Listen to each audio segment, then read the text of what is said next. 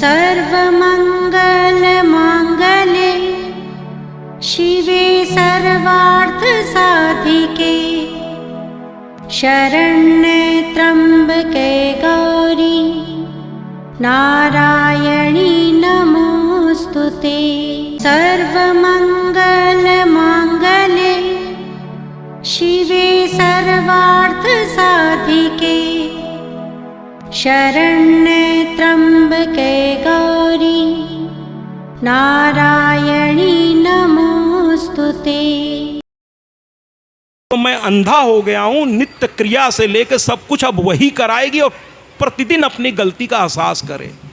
राजा ने कहा यह संभव नहीं है भाई, एक कुंवारी लड़की एक जंगल में एक पुरुष के साथ कैसे रह सकती बिना विवाह के, और विवाह आपसे कैसे करूं। राजा लौट गए, चिंतित हो गए। फिर सुकन्या वहीं बैठी थी, देखिए हटी नहीं थी, वही अपने पिता के चरणों के जो पास राजमहल में वो नीचे रखा वहीं बैठी सर झुकाए रो रही थी। पिता लौट कर आए, सुकन्या से सीखिए। पिता को देखा, पिता के चेहरे पे चिंता की लकीरें थीं। पिता जैसे ही बैठ के सर पकड़े, फिर उस लड़की ने पिता के चरणों को पकड़ लिया। कहने लगी क्या हुआ पिताजी? तो कहने लगे पुत्री उन्होंने ऐसी शर्त रख दी है जो मैं कर नहीं सकता। अरे कौन बाप एक बुढ़े से, वो भी जो बनवासी है, तुम जैसी राजकुमारी का विवाह करेगा? अब रहने दो, जो हम लोगों का होना है होगा, लेकिन ये मैं नहीं कर पाऊंगा। पुत्री ने पिता के मुंह को ऐसे पकड़ा और कहा पिताजी आपकी मैं पुत्री हूँ, आपकी पुत्री हूँ, अयोध्या की राजकुमारी हूँ, और आप पिता मेरे बाद में हैं, लेकिन इस प्रजा के राजा आप पहले हैं। ऐसा होना चाहिए लड़की कन्या। कि आपके सम्मान के लिए आजकल की बच्चियां तो अपने सुख के लिए माता पिता का भी सर झुका के चुपचाप निकल जा रही हैं। मैं सबकी बात नहीं कर रहा हूँ, कुछ की बात कर रहा हूँ। धिक्कार है ऐसे औलादों पर, है ना। अपने माता पिता का ही सर झुका दिया आपने। अरे उन्होंने क्या गुनाह कर दिया था? आपको जन्म देकर ऐसा क्या गुनाह कर दिया उन्होंने? आपको खिलाया पिलाया सेवा किया, आपको बड़ा किया, इसलिए कि आप उनके ही सर को झुका दें। धिक्कार है ऐसे औलाद पर। सुकन्या ने हाथ जोड़ लिया और पिता के आंसू पोंछते हुए कहा हे पिताजी, अगर मेरे बलिदान से इस राज्य की खुशियां वापस तो किया भी मैंने है, तो भरूंगी भी मैं ही। मुझे उनसे विवाह कर दीजिए। राजा रोते हुए अपनी लड़की को लेकर अंत में गए, विवाह कर दिया। रानियां रो रही हैं। जब चलने लगे माता पिता, तो वो कन्या ने अपने राजसी वस्त्र उतार दिए, उतार करके अपने माता पिता को दिया। कहने लगे कल तक मैं राजा की पुत्री थी, आज मैं एक ऋषि की पत्नी हूँ, अब मैं ऋषि का वाला ही कपड़े पहनूंगी जो ऋषि पत्नियां पहना करती हैं, गेरुआ वस्त्र। सब कुछ उतार दिया और रात दिन अपने पति की सेवा में लग गई।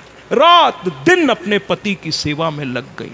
इतनी घनघोर सेवा करने लगी कि उसका सौंदर्य बढ़ता चला गया, बढ़ता चला गया। ऋषि भी प्रसन्न थे उसकी सेवा से। एक दिन वो गंगा स्नान करने निकली। अचानक अश्वनी कुमार, सूर्य के पुत्र थे दोनों, अश्वनी कुमार, वो देखे आकाश से, अरे इतनी सुंदर। वो तुरंत नीचे आए और कहने लगे अरे सुंदरी, तुम कोई देव कन्या हो, यक्ष हो, गंधर्व हो, किन्नर हो, कौन हो? तो हाथ जोड़ के बोली मैं मानव योनि में हूँ और मेरे पति हैं चब्यन ऋषि। इस बच्चे को जरा रोकिए। तो पति है चब्यन ऋषि। कहने लगे अरे वो बुढ़ा, अब परीक्षा लेने के लिए उन्होंने ऐसा शब्द इस्तेमाल किया, अरे वो बुढ़ा, अरे कहाँ तुम सौंदर्य, तुम्हारे सामने सारी अप्सराएं पानी भर दें, उर्वशी मेनका तो हाथ जोड़ के तुम्हारे पैरों के नीचे बैठ जाएं, इतनी सुंदर हो, उस बूढ़े के पास तुम्हारा क्या काम? हम दोनों से में से किसी से विवाह कर लो, हम तुम्हें देवताओं के नगरी लेके चलेंगे, तुम तो इतनी सौंदर्यशाली हो, अरे तुम्हें देखते ही जैसे लग रहा कितना तेज है तुम में। तो कहने लगी, सुकन्या ने क्या कहा जरा सावधान होकर सुनिएगा। सुकन्या ने कहा सावधान, मैं अपने पति के बारे में एक शब्द नहीं सुनूंगी। अरे भला है बुरा है जैसा भी है, मेरा पति मेरा देवता है। सावधान, इस सिंदूर को हल्के में मत लो, एक चुटकी सिंदूर शिव के तीसरे नेत्र की तरह होती है। अगर इस पर बुरी निगाह डालोगे तो तुम यहीं जलकर भस्म हो जाओगे। अश्वनी कुमार कांपने लगे दोनों। अरे सती, अरे सती, सती सती सती सती, अरे पातिव्रत्य का पालन करने वाली हे धर्मष्ठ नारी, हम आपको प्रणाम करते हैं। हम तो आपकी परीक्षा ले रहे थे, हमें अभी तुरंत ले चलिए ऋषि के पास, मैं उन्हें स्वस्थ कर दूंगा, मैं देवताओं का वैद्य हूँ। अंत में उसने अपने पति से पूछा कि ऐसी ऐसी बात है। पति ने कहा, अरे लिवा आओ। देखिए, बिना पति से पूछे कोई काम नहीं करना चाहिए पत्नियों को। तो वो पूछी कि ऐसी ऐसी बात है, मैं लिवा आऊँ। उन्होंने कहा, अरे जरूर लिवा आओ, वो तो देवता हैं और वैद्य हैं देवों के। मेरा भाग्य है, तुम्हारा आज भाग्य, तुम्हारा ये परिश्रम आज सफल होने वाला है। वो आए और आ करके कहे कि हम इनको अपनी तरह सुंदर बना देंगे। अब ये नौजवान हो जाएंगे हम लोगों की तरह, हम ही लोगों की तरह इनका सौंदर्य हो जाएगा। और इसके लिए हम लोग नदी में दोनों के साथ ये उतरेंगे, लेकिन एक शर्त है कि हम लोग एक साथ डुबकी लगाएंगे और जब उठ करके खड़े होंगे तो आपको बरमाला दिया जाएगा और आपको पहचानना पड़ेगा इसमें से आपका पति कौन है, और उसी के गले में बरमाला डालिएगा। ध्यान रखिएगा, अगर आपने गलत बरमाला डाल दिया तो फिर उसी के साथ आगे का जीवन आपको बिताना पड़ेगा। इतनी घोर संकट में सुकन्या पड़ गई और तीनों ने डुबकी लगाई महाराज। और जब बाहर निकले तो तीनों एक जैसे थे। तीनों चिल्ला रहे थे, ए सुकन्या, मैं तेरा पति हूं। याद है? हाँ। तो कहने लगे कि मैं तेरा पति, मैं तेरा पति। तीनों चिल्ला रहे थे, अरे मैं, देख मेरी ओर, मैं। सुकन्या रोने लगी कि जीवन भर पतिव्रत व्रत का मैंने पालन किया, आज तक पति के सिवा कोई मेरे नज़दीक नहीं आ सका। आज कैसी दुविधा है, ये कैसी दुविधा है माँ। और रोते हुए वो कह पड़ी, क्या कह पड़ी? कौन है माँ हमारा, आवाज किसी की भी हो, भाव तुम्हारे सिवा, तो बता दे हमें और जाए कहाँ। कोई भी न जमाने में हम दर्द है, हम किसे जाके मन की सुनाए कहाँ।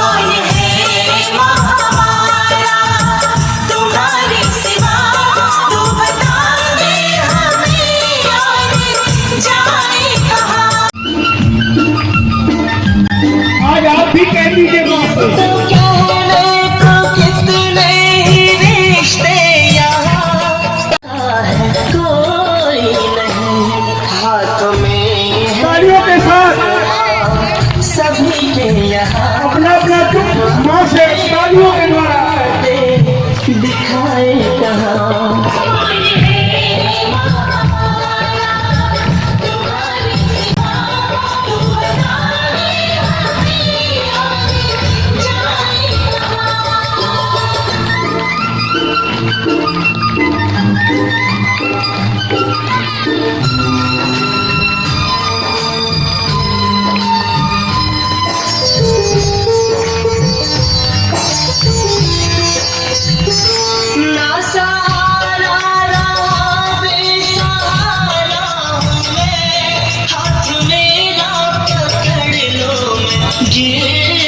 माँ से कह दीजिए, हाथ मेरा पकड़ लो, मैं गिर जाऊंगा।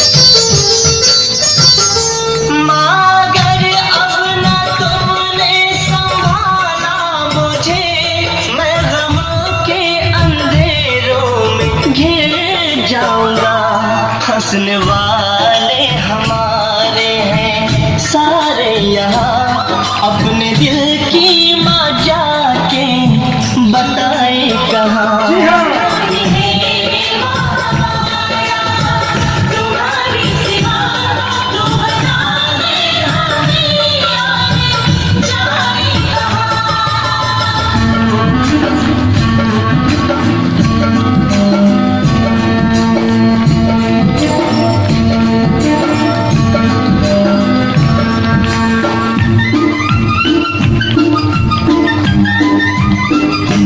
जिंदगी में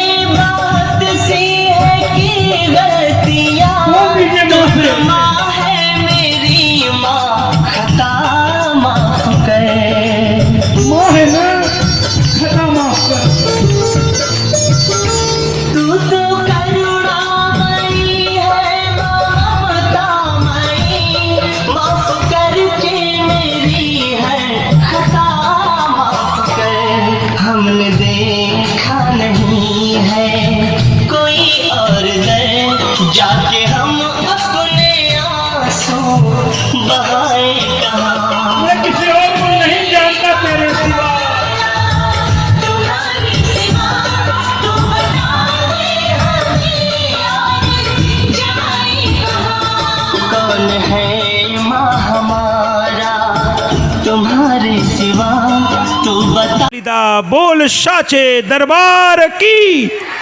मजा नहीं आया भैया? अरे माँ का जयकारा खुल के लगाइए। देखिए 4.5 घंटे हो गए मुझे यहाँ बैठे।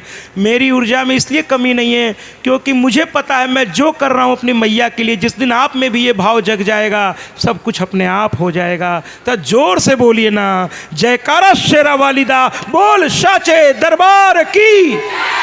ये हुई ना बात। अरे आप कर सकते हैं, पता नहीं क्यों मुझे परेशान करने में लगे हैं।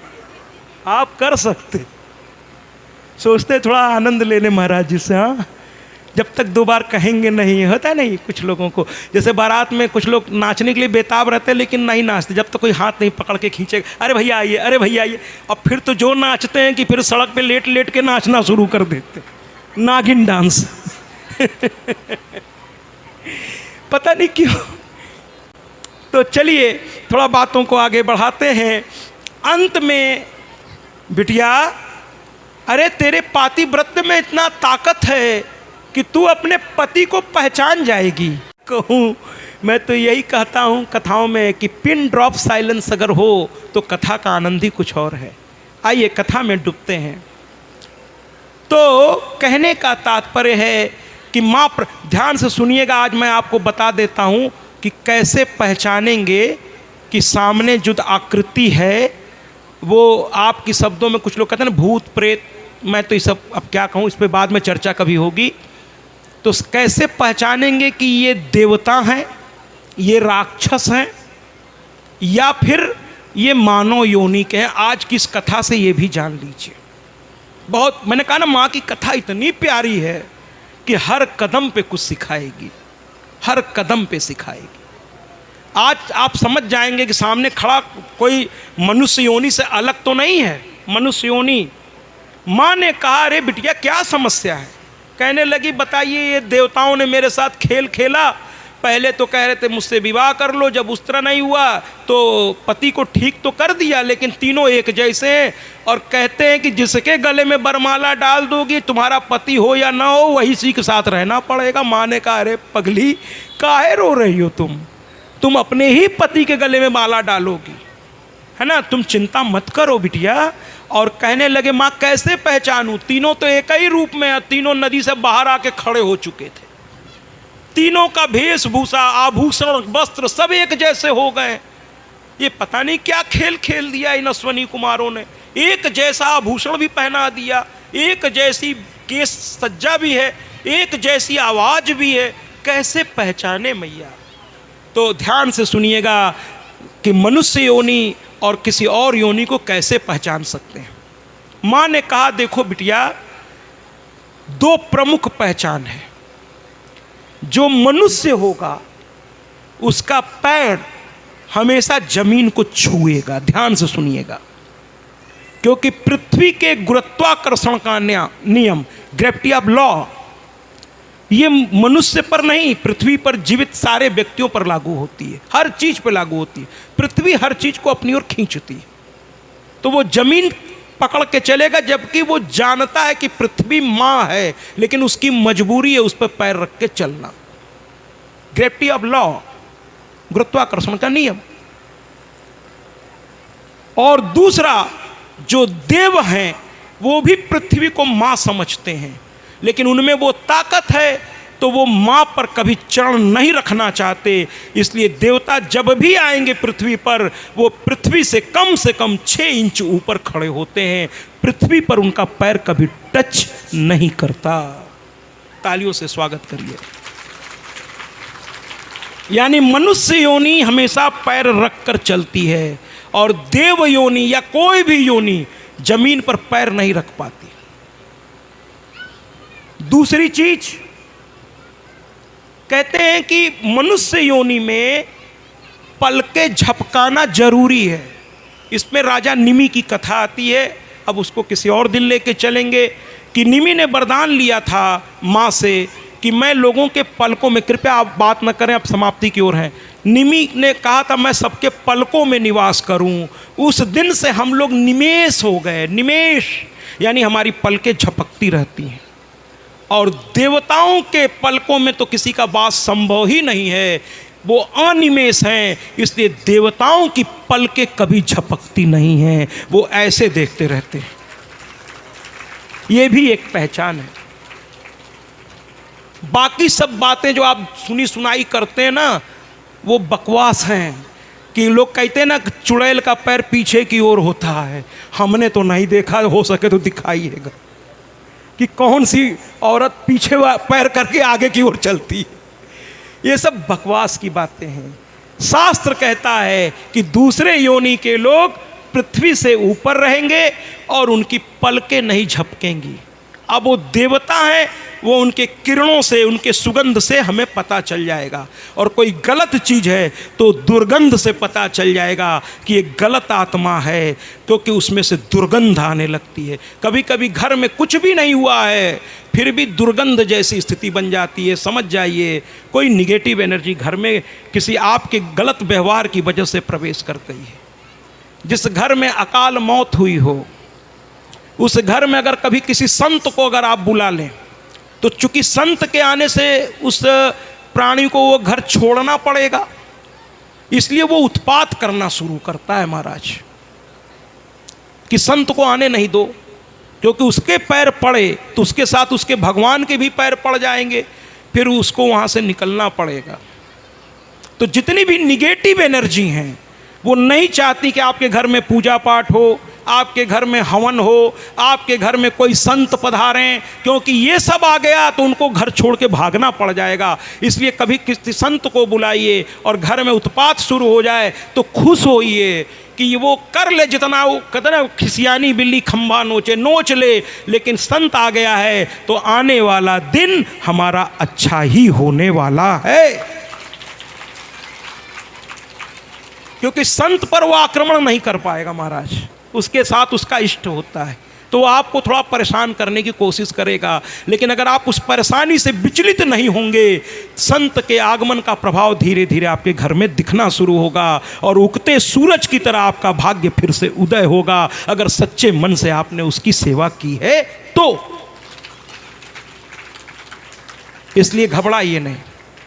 और कुछ घरों में तो जैसे ही संत को बुलाने की बात आती है वहाँ मंगल होने लगता है, वहाँ निगेटिव एनर्जी इसका मतलब नहीं है, तो वहाँ और आनंद की वर्षा होने लगती है। वो तो प्रसन्न हो जाता है, उसके घर में एकदम उत्सव जैसा माहौल हो जाता है, तो उसे खुश हो जाना चाहिए कि उसके घर में कोई निगेटिव एनर्जी नहीं है महाराज, बल्कि आज संत के आने से और पुण्य बढ़ गया और उसके घर में और आनंद और मंगल होने लगेगा। और जो नेगेटिव है उसको भी खुश हो जाना चाहिए कि अब ये नेगेटिव एनर्जी को जाना पड़ेगा, क्योंकि संत का जूठन गिर गया। अब वो खिसियानी बिल्ली खंबा नोच रही है महाराज, लेकिन अब वो चली जाएगी और आपके भी घर में सुख होगा, शांति होगी, समृद्धि होगी। संत तो एक शरीर मात्र है, मैं कहता हूँ कि संत तो एक शरीर मात्र है, लेकिन उसमें बैठा जो उसका इष्ट है, ये उसका प्रताप है, ये उसका प्रताप है, ये उसका प्रताप है। तो किसी भी परिस्थिति में घबराइए नहीं, निगेटिव में भी पॉजिटिव देखिए, और पॉजिटिव है तो और अच्छी बात है महाराज, और अच्छी बात है। इस प्रकार से सुकन्या को माँ ने बताया और सुकन्या ने तुरंत ध्यान से नीचे देखा, तुरंत समझ गई मेरा पति कहाँ है। जो पलक झपका रहा है और जो जमीन पर खड़ा है वही मेरा पति है। तुरंत दौड़ती हुई गई और जैसे ही बरमाला डाला, अश्वनी कुमारों ने कह दिया, आप सब भी कह दीजिए एक साथ, सुकन्या मैया की, सुकन्या मैया की, सुकन्या मैया की। आज वो बहुत बड़े स्थान पर चली गई, देवी बन गई और उसकी देवी की तरह पूजा होने लगी। आइए ना एक गीत से अब इस कथा को समाप्त करते हैं। और उस हमने तो कह दिया, आप भी कह सकते तो कह दिया।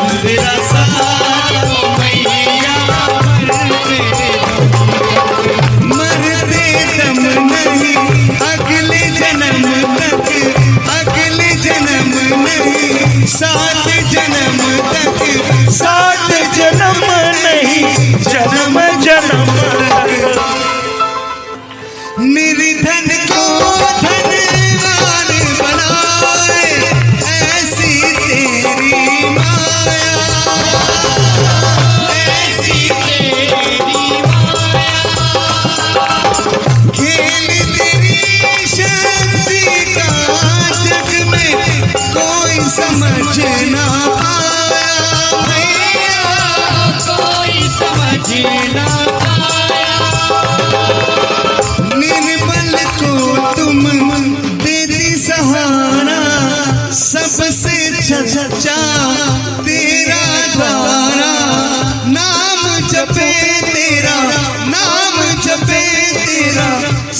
सांस है जब तक छोड़ेंगे ना।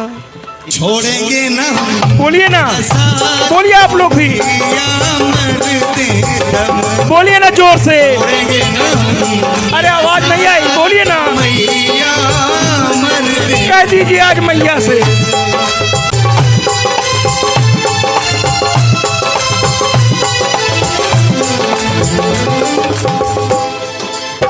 तेरे नूर से रोशन है माँ मेरे दोनों जहां ये मैया मेरे दोनों जहां ये यूं ही तो संसार मैया झुकता नहीं है यहाँ पे मैया झुकता नहीं है यहाँ पे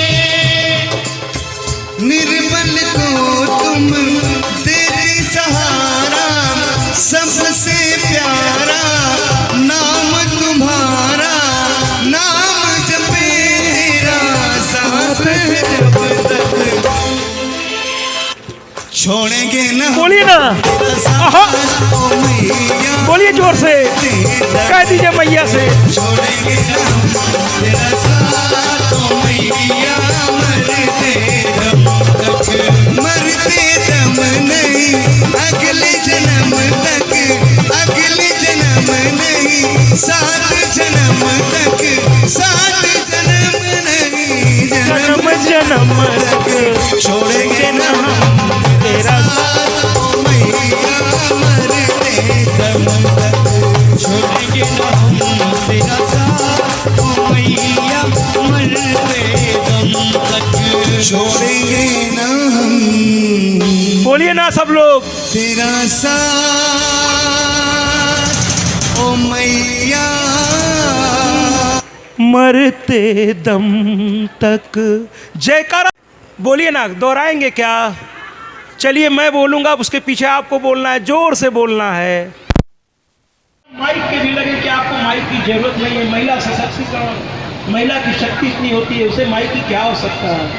तो बोलिए ना, मैं बोलूंगा फिर आप भी बोलिएगा।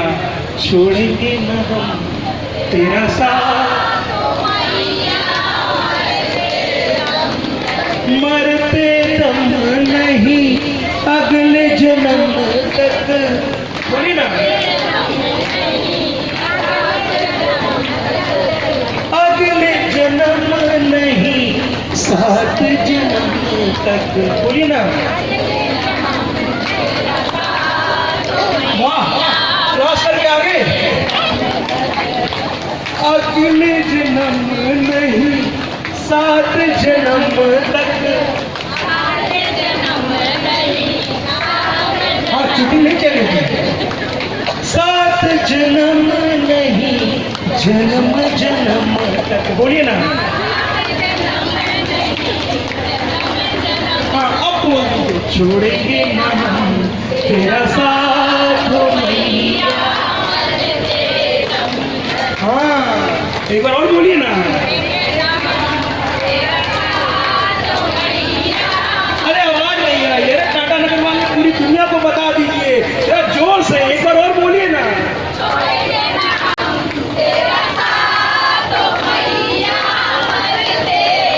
बस एक बार और बोलिए।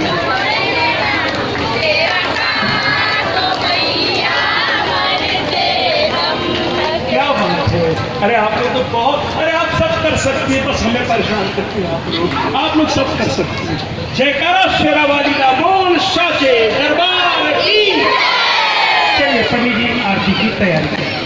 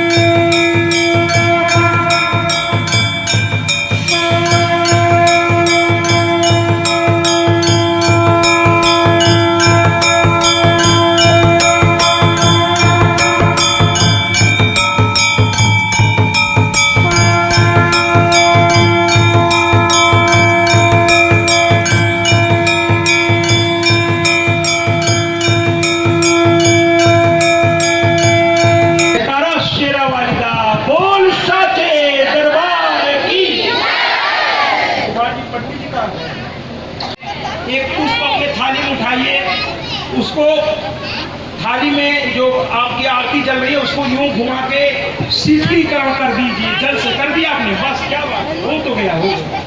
चलिए जयकारा शेरा वाली का बोल साचे दरबार की बोलिए ना। ओम नमः सती पते हर हर हर महादेव। ओम नमः पार्वती पते हर हर हर महादेव। जयकारा शेरा वाली का बोल साचे दरबार की। आज की सभा यही समाप्त होती है, कल पुनः 5:30 बजे, ध्यान रखिए 5:30।